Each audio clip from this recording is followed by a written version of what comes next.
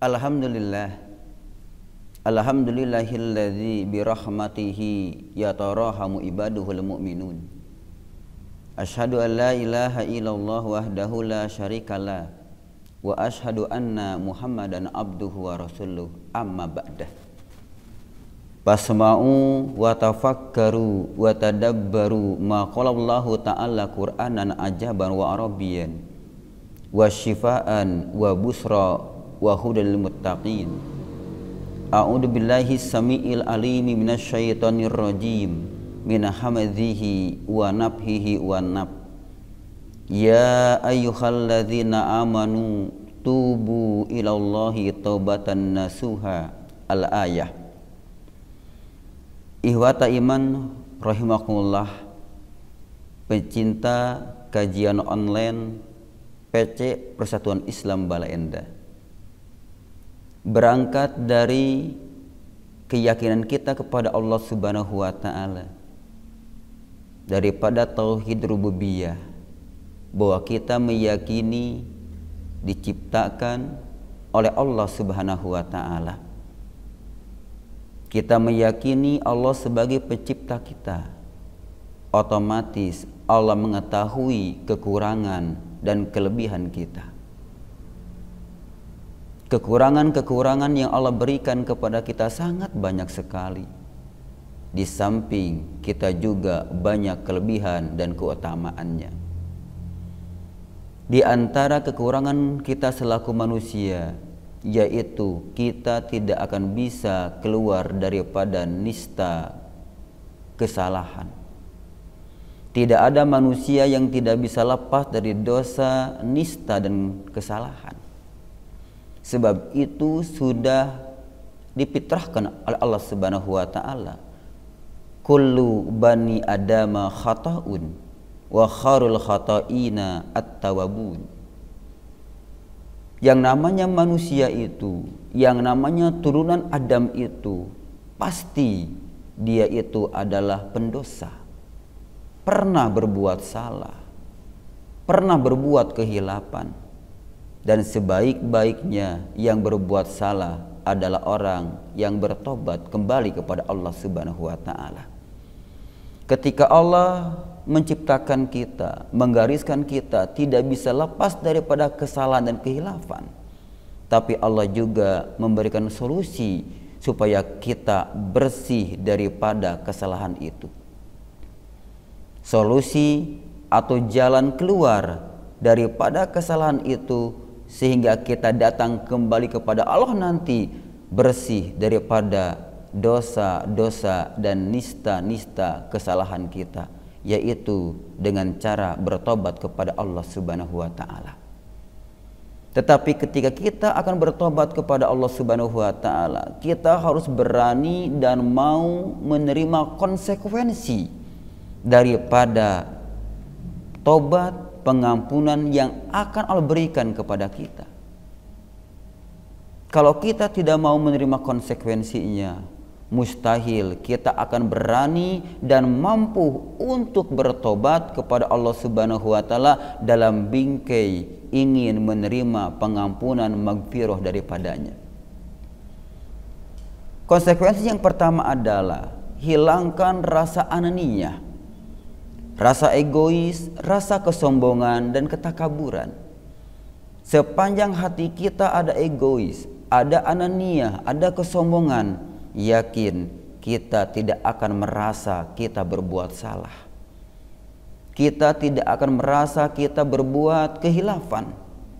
Karena kita merasa benar, kita tidak merasa salah, akhirnya kita tidak akan berani mengakui kesalahan, apalagi mohon maaf, minta ampun, atau menyadari akan kesalahan-kesalahan yang telah kita buat. Jangankan kepada manusia, kepada Allah Subhanahu wa Ta'ala kita tidak akan mampu untuk istighfar kepadanya kalau kita tidak merasa kita berbuat salah. Setan laknatullah saja, dia diusir dari neraka itu karena kesombongannya, karena ketakaburannya. Dia merasa yang paling mulia dan dia merasa yang paling benar, sehingga dia tidak minta ampun kepada Allah Subhanahu wa Ta'ala. Jadi konsekuensinya adalah hilangkan anania, hilangkan rasa sombong, dan hilangkan rasa bahwa saya adalah yang paling benar, apalagi kita merasa belum pernah berbuat salah dan kehilapan.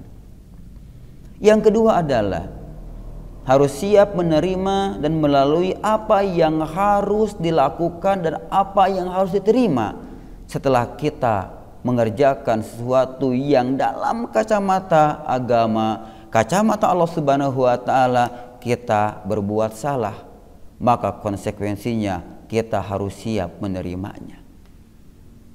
Selaku contoh ihwatu iman, saum yang kita laksanakan, yang kita yakini sebagai penghapus dosa, man shoma ramadhana iman wahtisaban ghufirallahu ma taqaddama min dzanbi. Kenapa kita harus saum? Kita harus menahan makan, menahan minum, walaupun perut lapar, perut haus. Itu konsekuensi yang harus kita jalani karena kita merasa manusia biasa yang pasti banyak salah. Mudah-mudahan dengan saum ini, dengan laparnya, dengan hausnya, sebagai media Allah memberikan pengampunan dan maghfirah kepadanya. Konsekuensi lapar, haus akan kita lalui dan kita terima.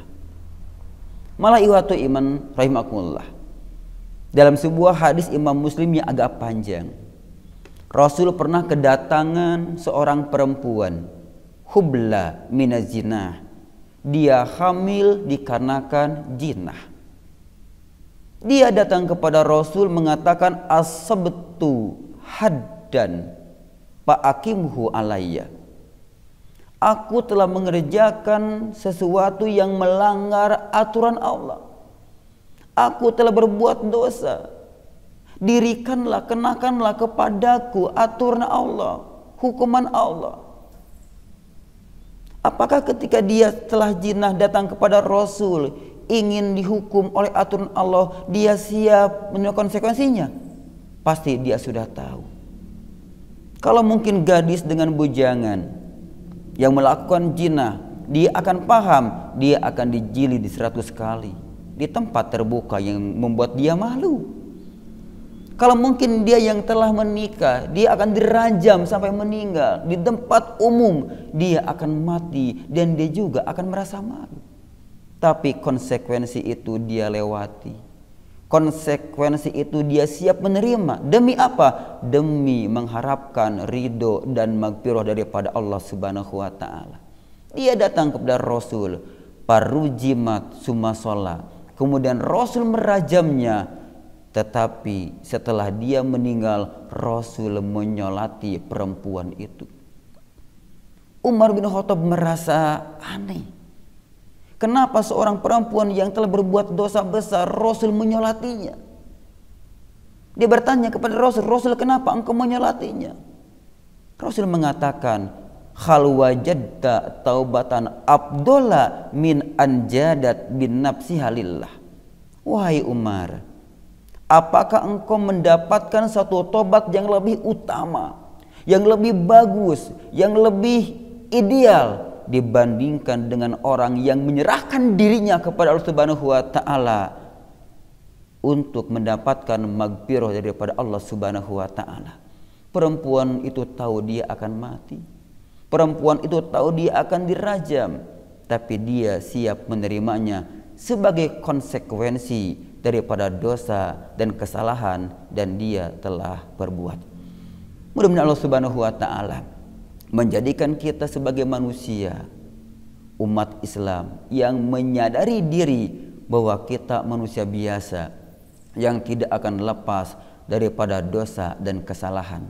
Dan juga mudah-mudahan kita siap menerima konsekuensi dari kesalahan itu, sehingga kita dimudahkan untuk mendapatkan maghfirah daripada Allah Subhanahu wa taala. Itu mungkin yang bisa kami sampaikan. Mudah-mudahan ada guna dan manfaatnya menjelang kita berbuka pada hari ini. Rabbana atina fid dunya hasanah wa fil akhirati hasanah wa qina adzabannar. Wassalamualaikum warahmatullahi wabarakatuh.